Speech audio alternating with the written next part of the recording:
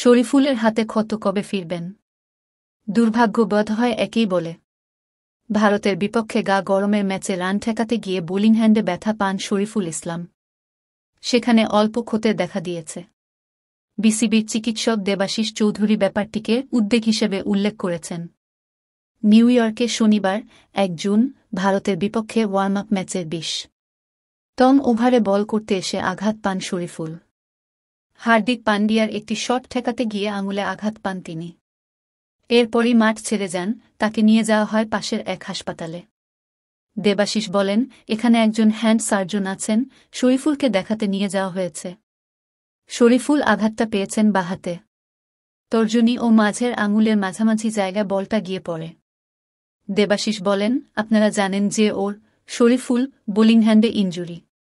তর্জনী ও মধ্যমার মাঝামাঝি জায়গায় একটা ক্ষত হয়েছে। হ্যান্ড সার্জন যিনি আছেন তিনি এ ফিল্ডে এক্সপার্ট। তো আমরা আশা করছি পজিটিভ কোনো খবর পেতেও পারি। শরীফুল গত কয়েক বছরে বাংলাদেশের অন্যতম সেরা পেসার।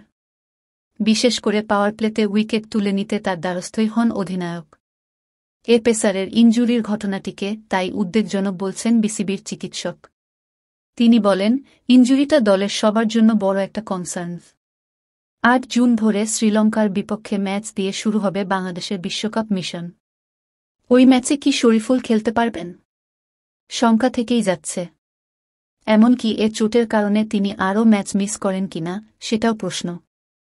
দেবাশিস এখনই এসবের কোনো সদুত্তর দিতে পারেননি। তিনি জানান, এই মুহূর্তে বলা শরীফুল প্রথম ম্যাচে খেলবেন কিনা কঠিন। আমাদের সর্বোচ্চ চেষ্টা থাকবে তাকে বেস্ট চিকিৎসা দেওয়ার।